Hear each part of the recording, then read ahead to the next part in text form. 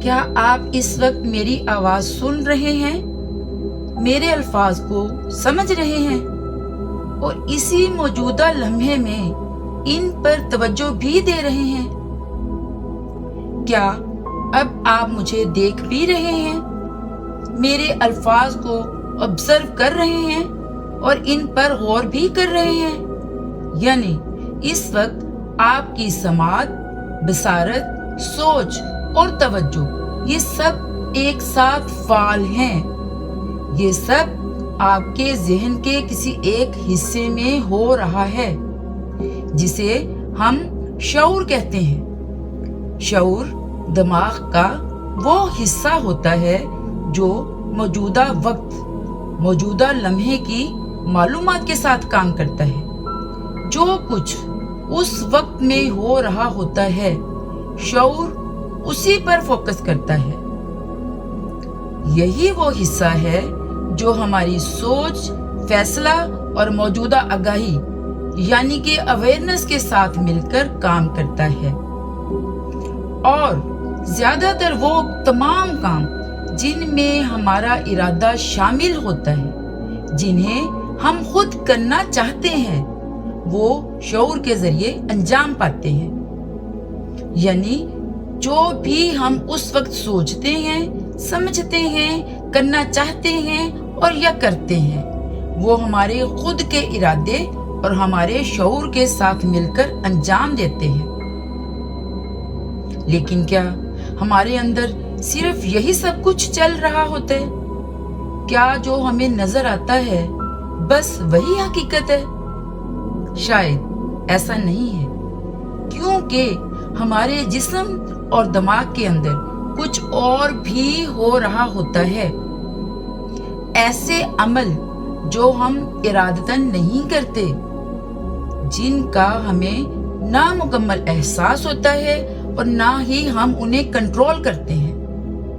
ہمارے جسم میں کچھ کام ایسے ہوتے ہیں جو خود بخود چل رہے ہوتے ہیں، جیسے سانس لینا، آنکھوں کا جھپکنا، موقع، ماحول اور حالات کے مطابق ہماری باڈی لینگویج اور بعض اوقات ہمارے خود کار رد عمل، آٹومیٹک ریئیکشنز، یہ سب بغیر سوچے سمجھے ہوتا رہتا ہے اور ہمیں اکثر و بیشتر اس کا احساس بھی نہیں ہوتا۔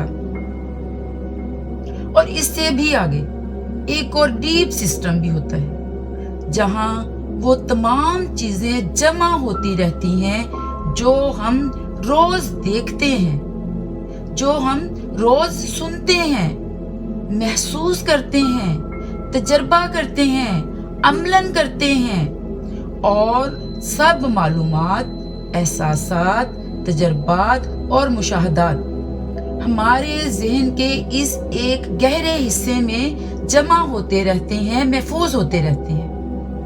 ہفتوں، مہینوں اور بعض اوقات سال ہر سال بغیر کسی احساس کے ہمارے علم میں لائے بغیر یہ جمع ہوتے رہتے ہیں۔ دماغ کے اس حصے کو لاشعور یا تحت الشعور کہا جاتا ہے۔ لاشعور کا کام شعور سے مختلف ہوتا ہے۔ یہ موجودہ وقت اور حالات کے مطابق فیصلہ نہیں کرتا، یہ کوئی ریئیکشن بھی نہیں کرتا، بلکہ خاموشی سے معلومات کو جمع کرتا رہتا ہے اور ان معلومات کے درمیان میں کنیکشنز بناتا ہے، پھر انہیں اپنے انداز سے آرگنائز کر دیتا ہے۔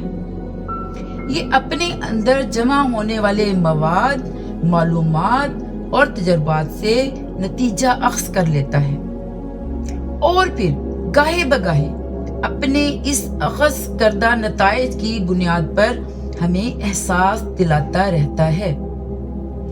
ایک اشارے، ایک ڈائریکشن، ایک فیلنگ، ہلکی سی آہٹ یا ایک اندرونی ہنٹ کی صورت میں یہ ہمیں احساس دلاتا رہتا ہے۔ یہ ہمارے اندر سے اٹھنے والے یہ باطنی الرٹس ہمیشہ ایک جیسے نہیں ہوتے، کبھی یہ بہت واضح ہوتے ہیں، کبھی بہت ہلکے، کبھی صرف ایک نرم احساس کی صورت میں اور کبھی ایک دم سے اسٹرانگ انر سگنلز کی شکل میں۔ کبھی یہ ہمارے اندر موجود ڈر، ماضی کے تلخ تجربات یا ذہنی الجھنوں کی وجہ سے ہمیں بے جا خوف و ہراس اور بے بنیاد وہم و گمان کا شکار بنا دیتے ہیں، ذہنی و نفسیاتی امراض میں مبتلا کر دیتے ہیں، شعوری فیصلہ سازی کو کمزور بنا دیتے ہیں، توانائی کو بھی کمزور کر دیتے ہیں۔ تو کبھی یہ ایک اسٹرانگ سگنلز کے ساتھ درست سمت میں رہنمائی کرتے اور فلاح و کامیابی کی راہ پر گامزن بھی کر دیتے ہیں۔ زندگی میں صحت و کامیابی کی بحالی کے لیے ان باطنی الرٹس کے بارے میں جاننا بہت ضروری ہے، اور یہی وہ مقام ہے جہاں سے ہمارا خود شناسی کا سفر شروع ہوتا ہے۔ اگلی پرت میں ہم جانیں گے ان باطنی الرٹس کے پیچھے کون سا میکانزم کام کرتا ہے، اور ہم کیسے پہچان سکتے ہیں کہ کون سا باطنی الرٹ حقیقی اندرونی رہنمائی ہے اور کون سا ہمارے ماضی کے خوف و ہراس سے تخلیق کرتا محض گمراہ کر دینے والا ڈراؤنا عکس۔